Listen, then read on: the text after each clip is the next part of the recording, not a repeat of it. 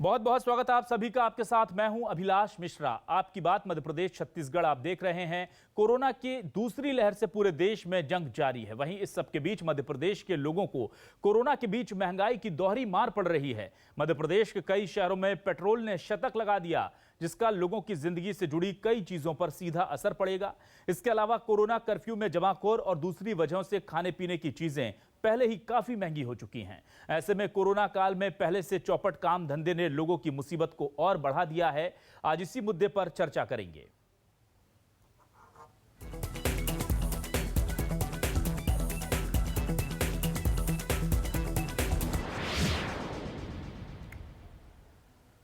तो एक तरफ कोरोना ने लोगों से रोजगार धंधे सब छीन लिए, चाहे अमीर हो चाहे गरीब, हर किसी के सामने आर्थिक दिक्कतों का संकट है। लेकिन उधर महंगाई है कि बेलगाम होती जा रही है। ऐसे में न्यूज 24 मध्य प्रदेश छत्तीसगढ़ उठा रहा है बड़े सवाल। क्या है हमारे सवाल, देखिए अपने टेलीविजन स्क्रीन पर। आज न्यूज 24 मध्य प्रदेश छत्तीसगढ़ उठा रहा है सवाल, कोरोना से हाहाकार, अब महंगाई की भी मार। पेट्रोल ने मारा शतक तो दाल भी हुई पतली, ना खाने में मोहलत ना ही कहीं आने जाने की राहत। ना धंधा ना रोजगार, सिर्फ वादों का अंबार। आप सोचिए क्या हालत है जनता की। महंगाई से जनता रो रही है और क्या सरकार इस मामले पर सो रही है? ये बड़े सवाल हैं जो आज न्यूज 24 मध्य प्रदेश छत्तीसगढ़ उठाएगा। और इस बीच हम सीधे रुख करते हैं अपने मेहमानों का। हमारे साथ इस पूरे मसले पर बातचीत करने के लिए खास मेहमान जुड़ चुके हैं। हमारे साथ संजय यादव जी, कांग्रेस विधायक, जुड़ चुके हैं जबलपुर से।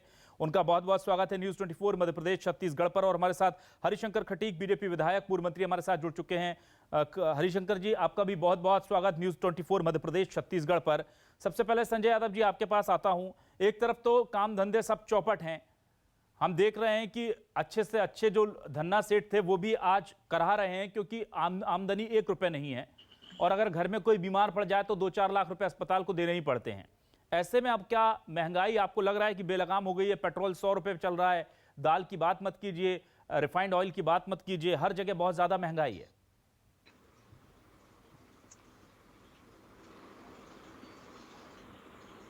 नहीं, चौतरफा। एक तरफ व्यक्ति परेशान है, दूसरी तरफ महंगाई है। एक तरफ आप कह रहे हैं वैक्सीनेशन कराओ, लेकिन वैक्सीनेशन कराने के बाद डॉक्टर कहता है, अगर किसी वैसे तो बताते नहीं है कि वैक्सीनेशन कराने के बाद क्या सावधानी क्या सुरक्षा रखना चाहिए। हमारे यहाँ वैक्सीनेशन के बाद ही ज्यादा केस बढ़े हैं। क्यों? क्योंकि इम्यूनिटी कमजोर होती है। और उसके बाद व्यक्ति, अगर गरीब व्यक्ति, दाल आज उसको मिल नहीं रही, आप 5 महीने की राशन दे रहे, सिर्फ गेहूं चावल सूखा खाएगा क्या? दाल कहाँ से आएगी उसके पास? पौष्टिक भोजन कहाँ से आएगा उसके पास? क्योंकि उसके पास लेने, घर से निकलने मिल नहीं रहा।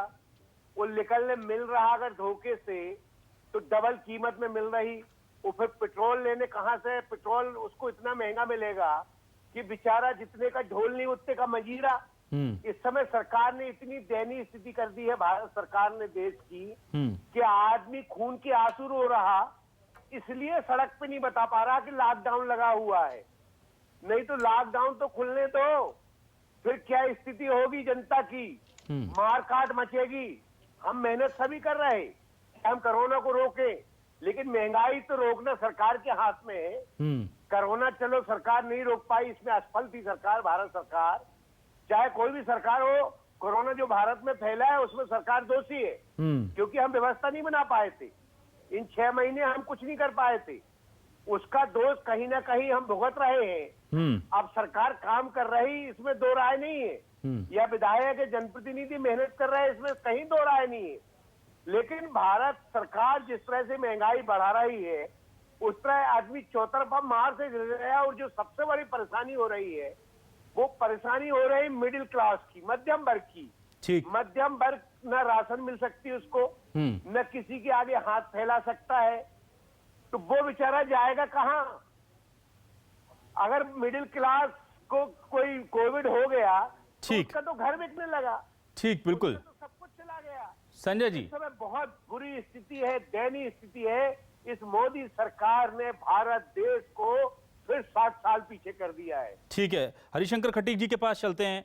खटीक जी, महामारी तो चलो मान लिया कि आपके कंट्रोल में नहीं थी, किसी के कंट्रोल में नहीं थी, लेकिन महंगाई भी सर, महामारी की मार के ऊपर महंगाई का हाहाकार, ये तो डबल डोज हो गया पब्लिक के साथ। और इसको लेकर के केंद्र और राज्य सरकार मिलकर काम करते तो शायद कर सकते थे। पेट्रोल का तो समझ ही नहीं आया सर, पेट्रोल तो जब डिमांड ही नहीं है तो फिर इतनी, अब जब पूरा देश ही लगभग लॉकडाउन है तो पेट्रोल के दाम कैसे बढ़ गए सर? सबसे पहले तो हम अभिलाष जी और हमारे भाई संदीप जी बैठे हुए हैं, इनको बहुत बहुत धन्यवाद देना चाहते हैं कि हमारे संदीप जी ने अपनी गलती को स्वीकार किया कि कोरोना जैसी बीमारी से निजात दिलाने के पास कि हमने पहले से व्यवस्था नहीं कर पाई थी। ठीक है, अपनी जो गलती है उसको स्वीकार करना चाहिए, लेकिन हम सब जानते हैं कि जो पेट्रोल के रेट बढ़ रहे हैं, जहाँ मतपेश के ठीक है, मतपेश में रेट बढ़े, लेकिन अन्य कांग्रेस की जहाँ सरकार है वहां पे भी तो रेट बढ़ाए गए हैं। जब कांग्रेस की सरकार जहाँ है वहाँ रेट बढ़े हुए हैं। हमने अभी राजस्थान का देखा तो वहाँ 102 रुपया और 88 पैसा लीटर वहाँ भी पेट्रोल के रेट बढ़े हैं। लेकिन चलो ये बात हुई रुकी, लेकिन हमारा ये कहना है कि इसके रेट क्यों बढ़े हैं, ये महत्वपूर्ण चीज आप सब लोगों के बीच में है। लेकिन हम सब जानते हैं कि भारत में 70% खाद्य जो तेल है, वो चाहे मलेशिया हो, चाहे अर्जेंटीना हो, चाहे इंडोनेशिया हो, चाहे यूक्रेन जैसे देशों से आयात किया जाता है। और पेट्रोल हमारे यहाँ तो नहीं होता है, विदेश से आता है पेट्रोल। जब महंगाई वहां से बढ़ती है तब तक हमारे यहाँ पे उसकी महंगाई की दरें बढ़ जाती है। इस कारण से हमारे यहाँ पे पेट्रोल देश में बढ़ा, पेट्रोल के रेट बढ़े हैं। लेकिन हम ये नहीं कह सकते हैं कि हम टोटल हर चीज के ऊपर महंगाई बढ़ी है। लॉकडाउन हुआ, भी लॉकडाउन में अर्थव्यवस्था खराब हुई। जिन चीजों से हमें आय मिलना चाहिए थी, जिस चीजों से हमें आमदनी होना चाहिए थी, वो चीजें हम सब लोगों के बीच में नहीं रही। तो इस कारण से हम लोगों को थोड़ा नुकसान हुआ।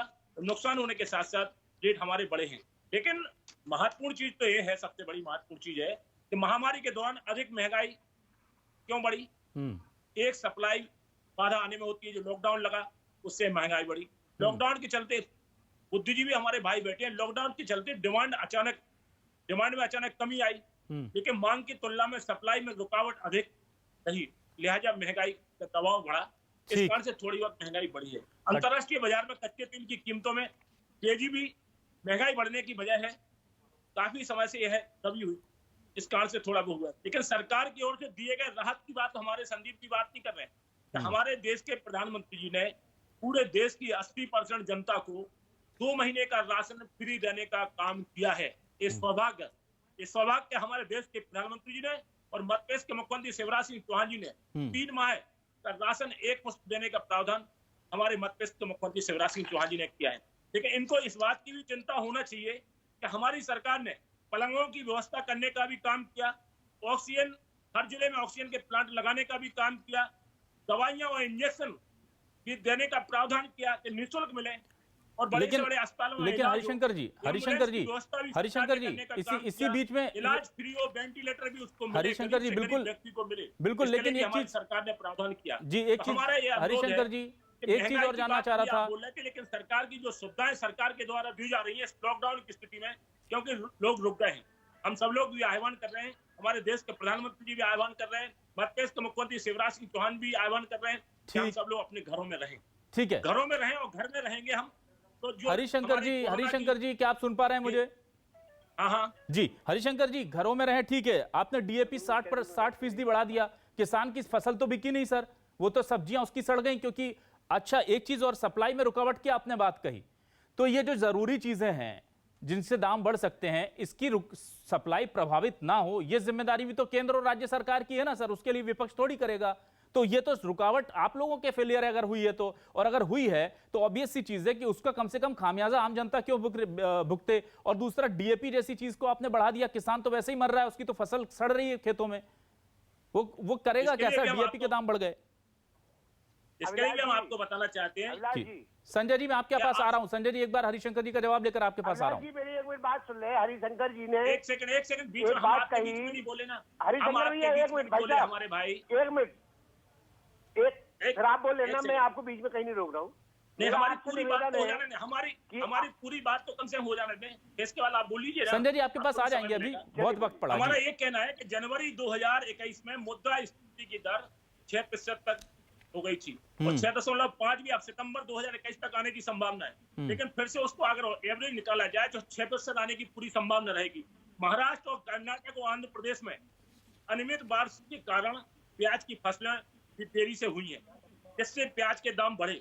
मूंगफली, सरसों, वनस्पति, सोयाबीन, सूरजमुखी जैसे खाद्य तेल भी 30% हमारे यहाँ पे के महंगे इसलिए हुए हैं क्योंकि वो समय से उसकी फसल नहीं हो पाई। और अभी इस समय की स्थिति है कि आदमी काम नहीं कर पा रहा है, अपने खेतों में नहीं जा पा रहा है। वो खेतों पे जाएगा, अगर इकट्ठा जाएगा, मजदूरी करने के लिए जाएगा, तभी तो हमारी सरकार ने हर चीज की चिंता की कि व्यक्ति घर में रहे, मजदूरी आपको नहीं करने के लिए जाना पड़ेगा, हम आपके पेट के लिए अन्न दे रहे हैं। हमारी भारतीय जनता पार्टी की सरकार ने, हमारे देश के प्रधानमंत्री जी ने और मध्य प्रदेश के मुख्यमंत्री शिवराज सिंह चौहान जी ने देने का काम किया है।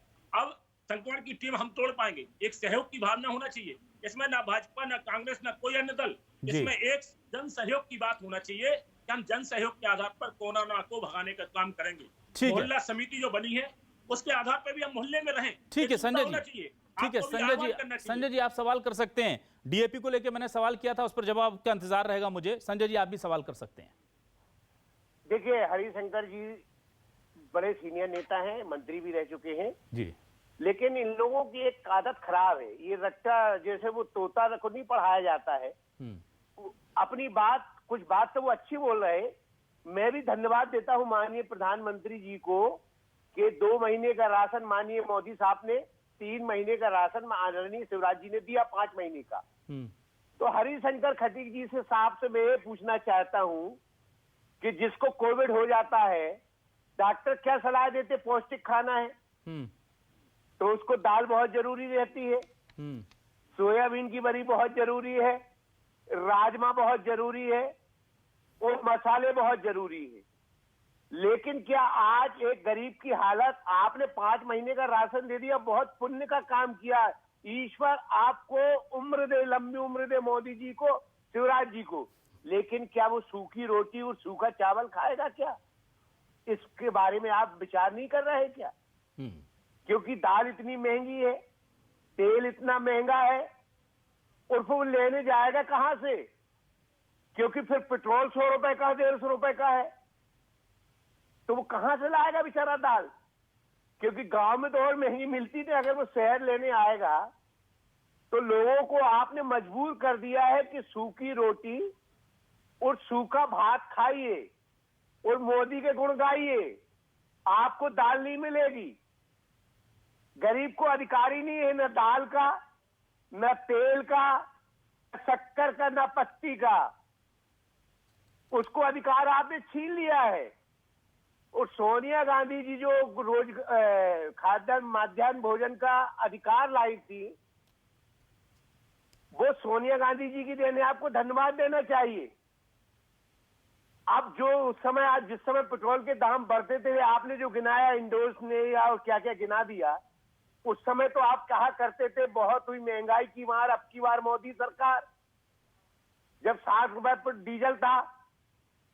अब आपको बोलिए ना कि बहुत हुई महंगाई की मार, अब नहीं चाहिए मोदी सरकार, ये आपको भी बोलना चाहिए। क्योंकि जब 60 रुपए डीजल में आप कहते रहे, उस समय में भी रेट अलग अलग थे, उस समय आपको बोलना था। लेकिन स्मृति ईरानी तो गैस सिलेंडर लेके घूम रही थी, हेमा मालिनी तो फोटो खिंचवा रही थी खेत में। ये सब चीजें खटीक साहब भूलिए नहीं, आप बहुत सीनियर नेता हैं, लेकिन दाल चावल के साथ और गेहूं के साथ कम से कम उसको दाल तो दे दो मेरे भाई।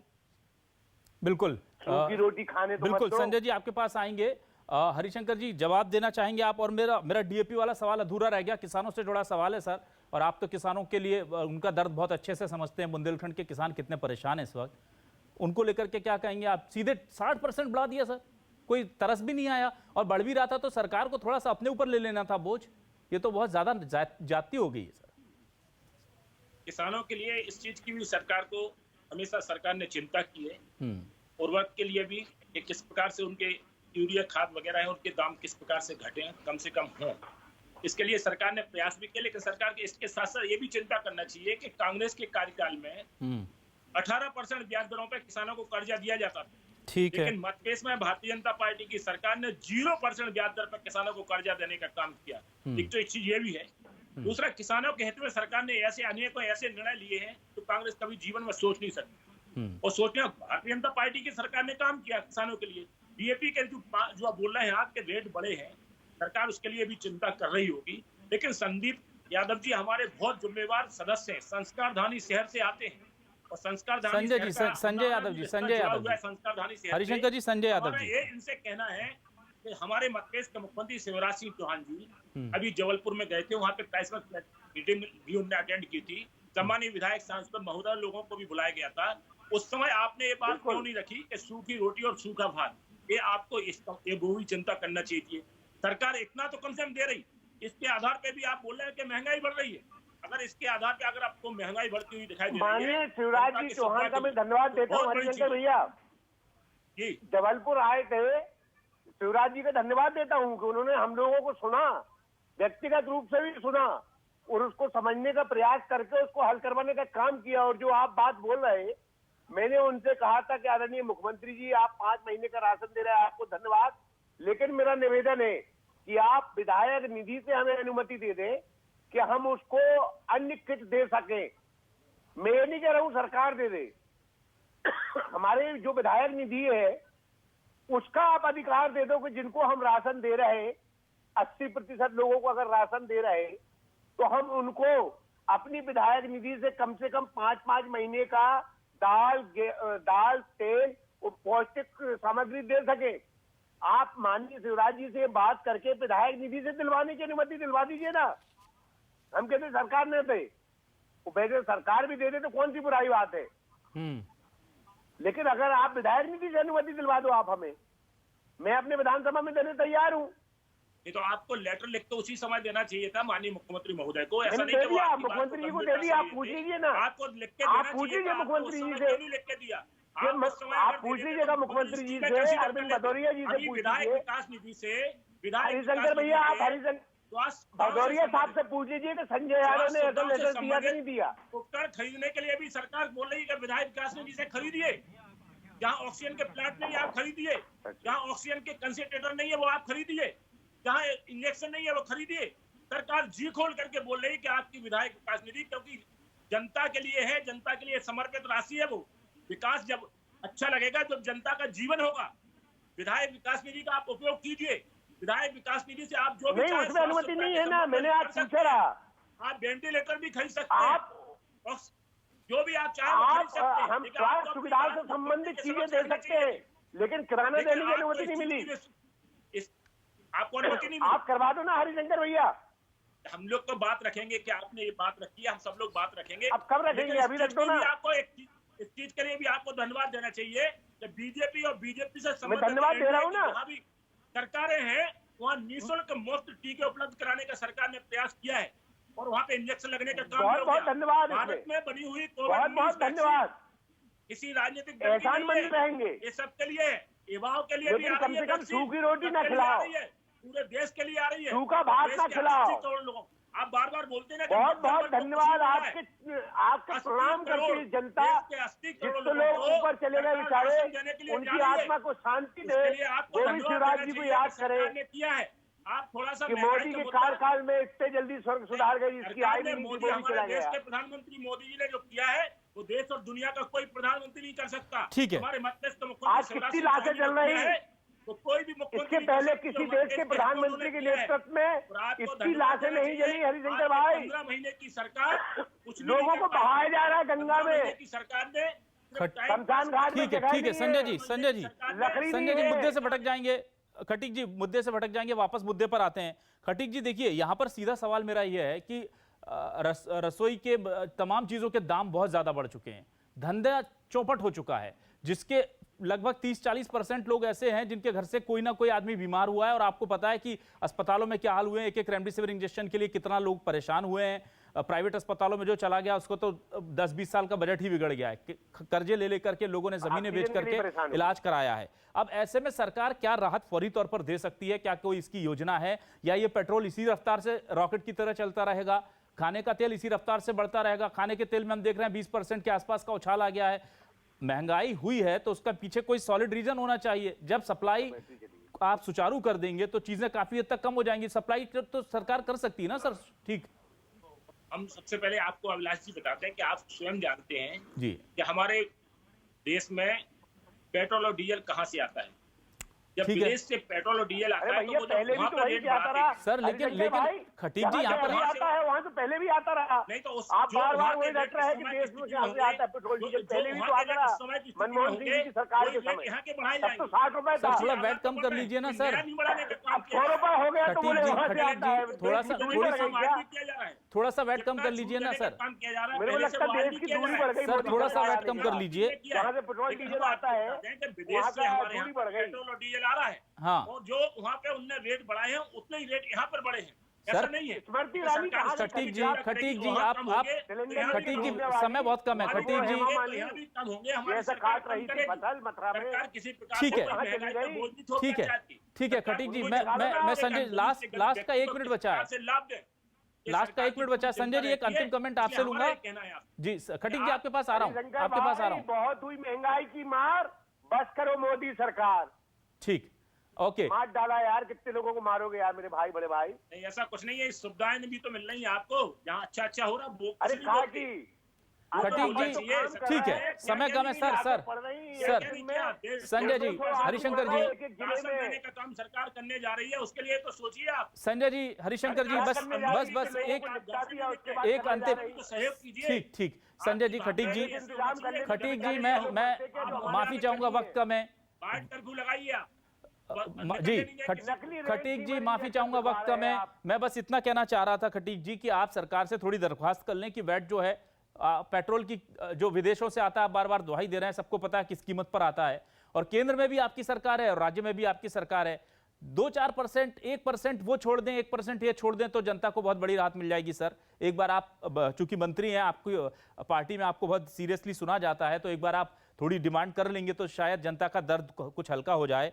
और संजय जी हमारे साथ जुड़े, खटीक जी आप हमारे साथ जुड़े, आप लोगों का बहुत बहुत शुक्रिया। हम बस यही कहना चाहते हैं कि कोरोना की मार के बीच महंगाई का हाहाकार ना हो, और किसानों को लेकर के सोचिए साहब, क्योंकि अगर सप्लाई व्यवस्था आप ठीक कर देंगे तो सिर्फ ऐसा नहीं कि चीजों के दाम कम हो जाएंगे, इसके साथ साथ किसानों की सब्जियां लोगों तक पहुंचेंगी, किसानों की फसल अगर आगे बढ़ जाएगी तो एक व्यवस्था बन जाएगी। सोशल डिस्टेंसिंग के साथ आप ये व्यवस्था बना दीजिए ताकि लोगों को राहत मिल सके महंगाई से भी, और जो काम धंधे चौपट पड़े हैं उनको भी कुछ राहत मिल सके। बहुत बहुत शुक्रिया आप दोनों ही मेहमानों को हमसे जुड़ने के लिए। आज आपकी बात मध्य प्रदेश में बस इतना ही, आगे हम देखेंगे छत्तीसगढ़ का आपकी बात। तुरंत हाजिर होते हैं इस ब्रेक के बाद।